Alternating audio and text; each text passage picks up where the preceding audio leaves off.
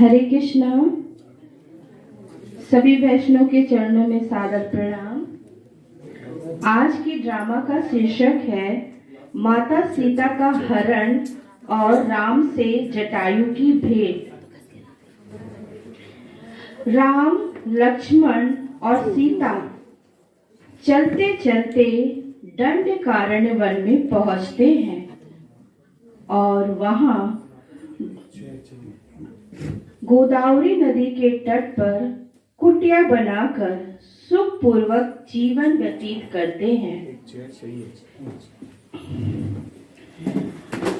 तभी आकाश मार्ग से राक्षस कुल की कन्या रावण की बहन शूर्पणखा की नजर कुटिया में बैठे राम पर पड़ती है।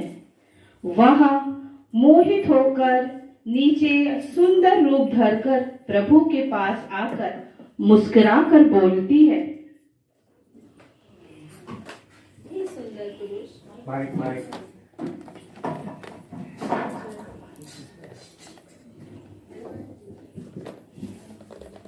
हे सुंदर पुरुष, न तुम्हारे जैसे सुंदर न मेरे जैसे सुंदर पूरे दुनिया में नहीं है।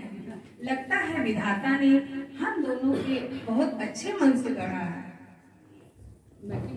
देवी, आपका परिचय? मैं पुलत्स की पौत्री और महात्मा विश्वा की पुत्री और त्रिलोक विजेता लंकेश रावण की बहन है। मैं खर और दूषण की भी बहन हूँ। मेरे भाई विभीषण और कुंभकर्ण है और हाँ, देवताओं के कोषाध्यक्ष कुबेर भी मेरे भाई हैं। धन्यवाद आपका परिचय करने। हे सजीले युवक, तुम धनुष बाण में सुशोभित योद्धा भी दिखते हो और सन्यासी भी। कौन हो तुम? देवी, मैं अयोध्या नरेश दशरथ का पुत्र श्री राम हूँ। आपका यहाँ आने का प्रयोजन देवी? हे सुंदर पुरुष, तुम्हारे इस रूप को देखकर मेरा मन तुम पे मोहित हो गया है। क्या तुम मुझसे विवाह करोगे? नहीं, मैं एक पत्नीव्रता धर्म का पालन करता हूँ। मेरी पत्नी सीता मेरे साथ है। तुम चाहो तो मेरे छोटे भाई लक्ष्मण से पूछ सकती हो। हे सुंदर युवक, तुम्हारे जैसा सजीला युवक मैंने पूरा पृथ्वी में कहीं नहीं देखा। तुम्हारे इस रूप को देखकर मैं मोहित हो गई हूँ। तुम मेरे संग गंधर्व विवाह करोगे? हे देवी, मैं अपने भैया और भाभी का दास हूँ। मैं तुमसे विवाह नहीं कर सकता। आप पुनः मेरे भैया से प्रार्थना करें। देवी, शूर्पणखा राम और लक्ष्मण दोनों को मोहित करने का प्रयास करती है, लेकिन राम अपने आप को पत्नी व्रत और लक्ष्मण सीता मैया राम का दास बनाकर रहने की बात करते हैं। इससे वह अपमानित महसूस करती है और शूर्पणखा अपना राक्षसी वेश बनाकर सीता पर हमला कर देती है।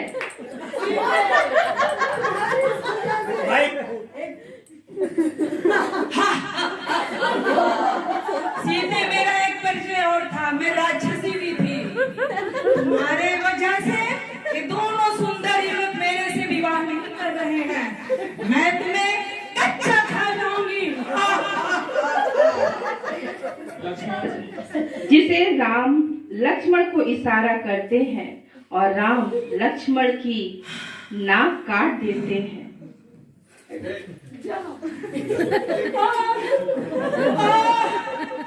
मेरी नाक काट दी। नहीं छोड़ूंगी, तुम दोनों को मैं नहीं छोड़ूंगी।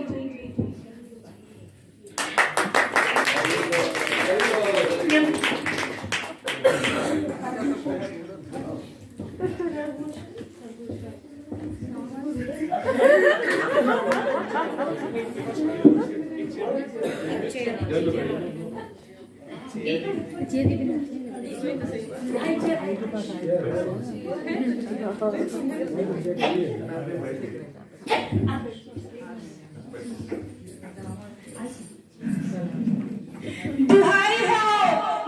हो घर भैया, दुहाई हो। तुम्हारे राज्य में तुम्हारी बहन के साथ इतना बड़ा अत्याचार हुआ। और किसने किया ये? किसकी इतनी हिम्मत? क्या बोलूं भैया, गोदावरी नदी के तट पर दशरथ नंदन 2 सजीले युवक आए हैं।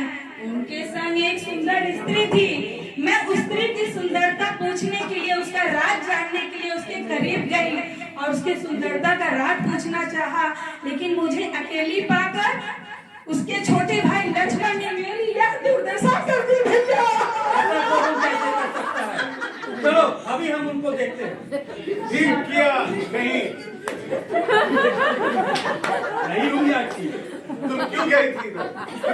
भैया उस सुंदर स्त्री जो थी ना, मैं इतनी सुंदर स्त्री है कि मैं अपने बड़े भाई रावण के लिए उसको उपहार स्वरूप ले जाओ, लेकिन भैया उसके करीब जाते ही ने मेरी आंखें गंदी कर दी भैया। चलो चलो। की बातें सुनकर राम और लक्ष्मण से युद्ध करने के विचार से खरदूषण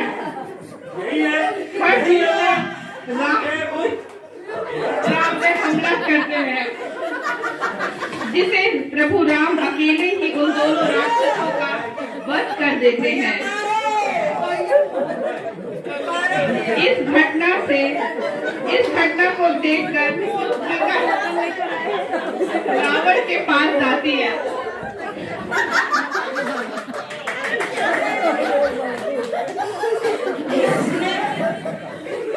अरे इस युवक ने तो मेरे दोनों भाई का वध कर दिया। अब तो मुझे अपने बड़े भैया रावण के पास जाना होगा। मेरा भैया रावण।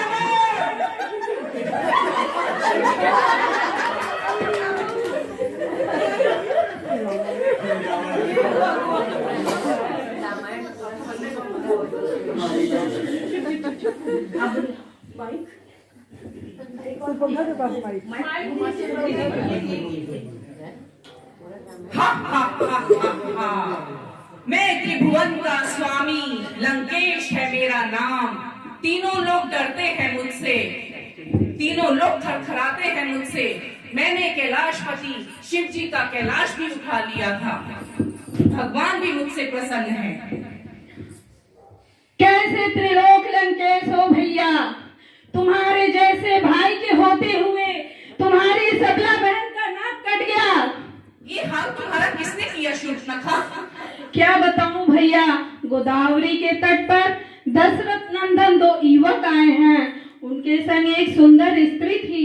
मैं सोचा उस सुंदर स्त्री को उपहार स्वरूप अपने भैया को भेंट करो, लेकिन उन्होंने मेरी संग यह दुर्दशा की भैया। तो तुम खरदूषण के पास क्यों नहीं गई? गई थी भैया, खरदूषण का भी उन्होंने वध कर दिया। असंभव, असंभव। रावण के भाइयों का वध असंभव। उस सन्यासी की इतनी हिम्मत देख लूंगा। हाँ भैया, दोनों बहुत बलशाली हैं। वो पूरे दंडक वर में पशुओं का छोड़िए, वो राक्षसों का वध करते हैं। ऐसा है कि वहाँ के ऋषि मुनि लोग निर्भय होकर विचरण कर रहे हैं भैया। मुझे तो लगता है ये दोनों युवक राक्षसों से वंचित कर देंगे दंडक वन को। असंभव। अपनी बहन के बहकावे में आकर रावण अपने मामा मारीच के पास जाकर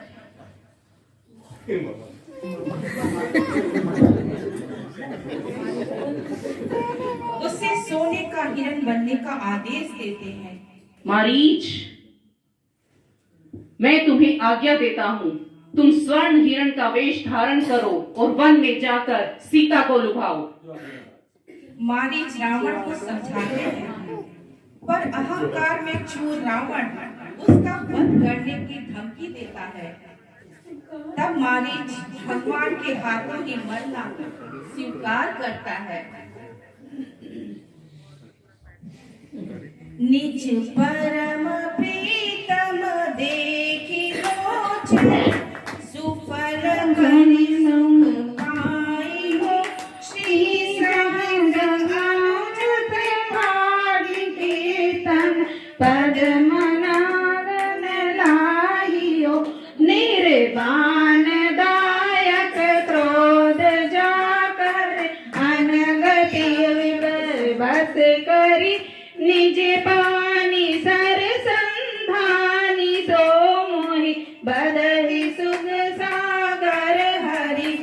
मारीच वह अपने ही मन में सोचने लगता है, अपने परम प्रीतम को देखकर नेत्रों को सफल कर सुख पाऊंगा।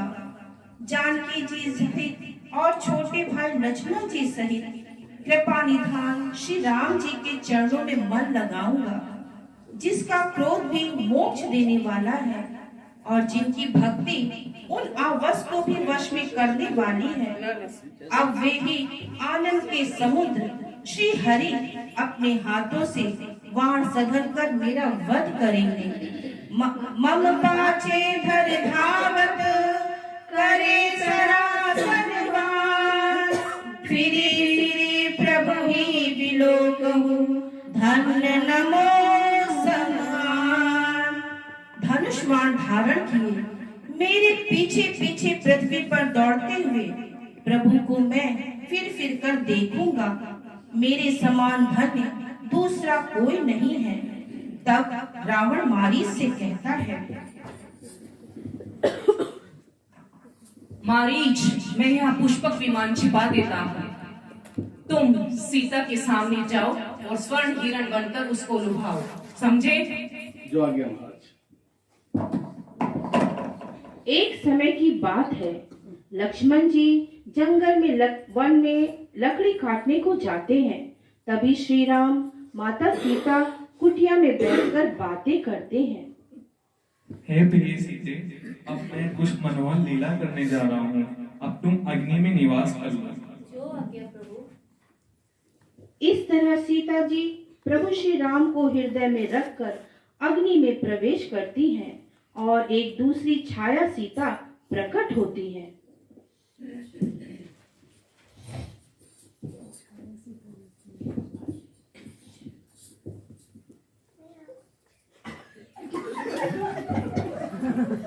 स्वामी, ये कितना सुंदर मृग है, इसे मुझे लाके प्राप्त कराइए। हाँ, ये अत्यंत सुंदर है, परंतु इसका तुम क्या करोगी? मैं इसे अयोध्या ले जाऊंगी ताकि अयोध्या वासी को इतना प्रिय मृग बेहद पसंद आए।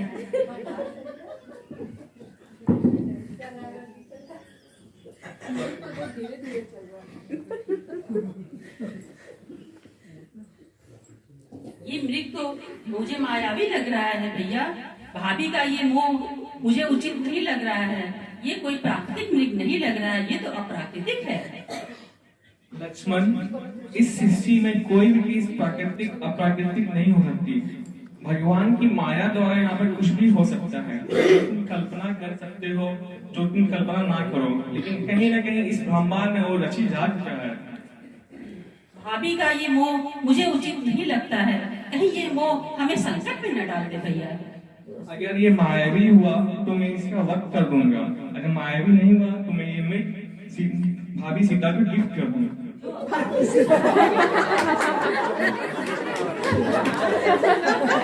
मृग बार ना करें, तुरंत शीघ्र मेरे लिए ये मृग ला कर दें। मृग बार श्री राम को मुड़ कर देखता रहता है और दूर इधर भागते हुए दूर निकल जाता है। लक्ष्मण, मैं मृग को पकड़ने जा रहा हूँ, तब तक तुम सीता का ध्यान रखना। जो आज्ञा भैया। बहुत दूर दौड़ते दौड़ते श्री राम उस पर धनुष बाण चला देते हैं। हे लक्ष्मण, हे लक्ष्मण, हे लक्ष्मण, हे सीते, हे सीते, हे सीते। जाओ, शीघ्र जाओ। श्री राम, हमारी सहायता के लिए। नहीं भैया, मैं नहीं जा सकता। नहीं भाभी, मैं नहीं जा सकता। भैया ने मुझे मना किया है जाने से। मैं तुम्हें आदेश देती हूँ, तुम स्वयं शीघ्र ही जाओ, वरना मैं चली जाती हूँ। लाओ अपनी धनुष बाण मुझे दो। ठीक है भाभी, मैं चला जाता हूँ। भैया मुझे क्षमा करना, मैं आपकी आज्ञा का उल्लंघन कर रहा हूँ। भाभी, मैं ये लक्ष्मण रेखा खींच रहा हूँ, आप इसके बाहर मत जाइएगा। इसके बाहर जाने से इसके अंदर जो आएगा वो इसमें भस्म हो जाएगा।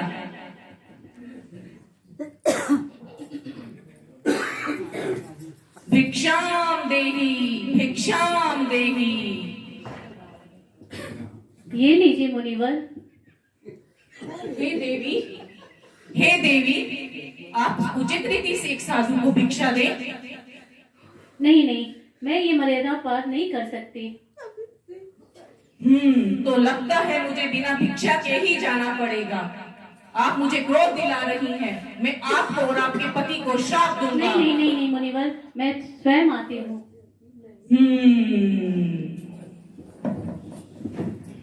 इस तरह रावण सीता का हरण कर पुष्पक विमान में बैठाकर आकाश मार्ग से ले जा रहा था। सीता विलाप कर रही थी। तभी जटायु की नजर पुष्पक विमान पर पड़ती है और वह सीता को बचाने पहुंचता है।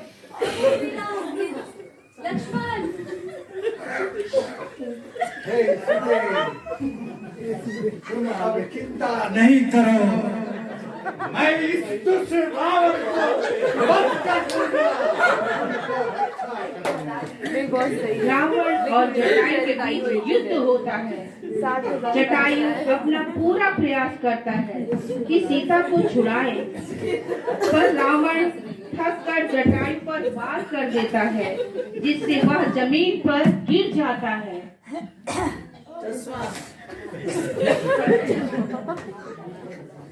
जब राम लक्ष्मण सीता की खोज में वहां आते हैं, तब घायल जटायु को देखते हैं। जटायु उन्हें रावण के बारे में बताते हैं और अपने प्राण त्याग देते हैं। तब प्रभु श्री राम जटायु का दाह संस्कार करके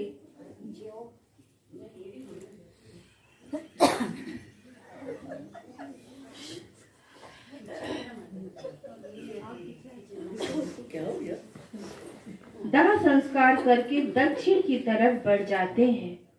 हरे कृष्णा। मंगलम